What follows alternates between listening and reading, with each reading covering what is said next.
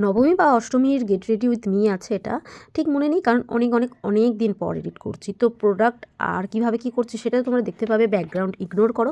তো চলো তোমাদের কিছু কথা বলা যাক।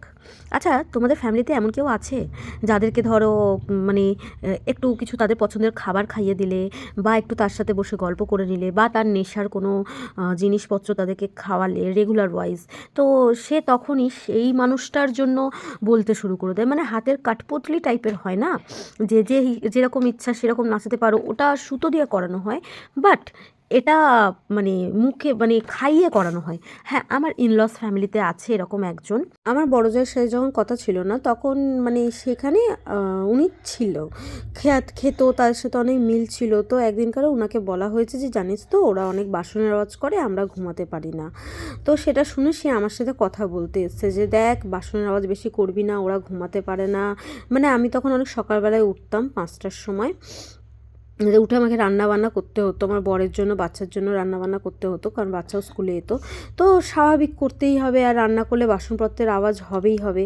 তো তখন এসে আমাকে বলতে এসেছিলো, তো আমি কি মানে মানুষ ঘুমালে কি আমরা বাসনপত্রের আওয়াজ করব না, কোনো আওয়াজ করব না, পুরো নিঃশব্দে চলতে হবে, কেননা আশেপাশে ঘুমাচ্ছে। কিন্তু আমি ঘুমালে এরকম কেউ দেখতো না বা কিছু করতো না, কত কথা বলার কথা, গানের আওয়াজ, বাসনের আওয়াজ, এরকম অনেক কিছু হতো। সেটা কিন্তু ও বলতে যেত না, কিন্তু ওখান থেকে যখন কেউ কিছু বলতো তখন ও সেটা বলতে আসতো আমাকে, ওদের যখন কিছু প্রবলেম হতো। কিন্তু কেন করতো না, ওকে খাওয়ানো হতো বলে। ওরা ও দেখতো, খাওয়াতো, হ্যানা ত্যানা অনেক কিছু। তেমনই আমার শাশুড়ির ঘরে একজন আছে, শাশুড়ির বোনের মেয়ে।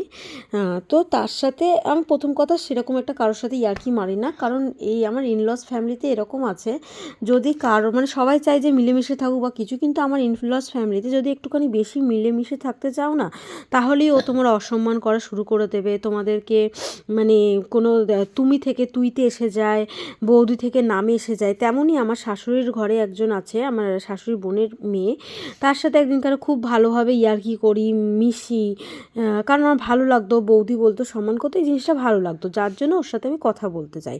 কিন্তু ওটার পর থেকে দেখছি হঠাৎ করে সে আমাকে নন্দী বলা শুরু করেছে। ফার্স্ট কথা, আমার এই নন্দী নামটা একদমই পছন্দ না, আমার খুবই বিরক্ত লাগে নন্দী নামটা। আমার নাম নন্দিনী, নন্দিনী বলতে পারলে নন্দিনী বলো, আদারওয়াইজ ননি বলো, আমার ডাক নাম ননি। যদি কিছুই না বলতে পারো তাহলে মুখটা বন্ধ রাখো, নন্দী আমাকে বলবে না, আমার খুবই বিরক্তিকর একটা লাগে। তো যাই হোক, আমার বাবা খুব ভালোবেসে নন্দী নামটা রেখেছে, সেটা বলার চেষ্টা করো। তো যাই হোক, সে আমাকে নন্দী নন্দী বলা শুরু করে। তারপর থেকে নন্দী নন্দী মানে বৌদি থেকে পুরোপুরি নন্দী এসে গেছে। একদিন তার সাথে ইয়ার্কি মেরে তার সাথে একটু টাইম কাটিয়ে বৌদি থেকে নন্দীতে এসে গেছে। এরকম হলো আমার ইনলস ফ্যামিলি। তো আমার ভাসুরকে বলেছিলাম যে তার সাথে কথা বলতে, যে সে কেন আমাকে নন্দী বলে, সে তো আমার বরের থেকে অনেকটা ছোট। কিন্তু সে বলেনি, কিন্তু আমার জায়ের হয়ে আমার সাথে বলতে এসেছিলো, কেননা আমার যা খাওয়াতো এখন ননদ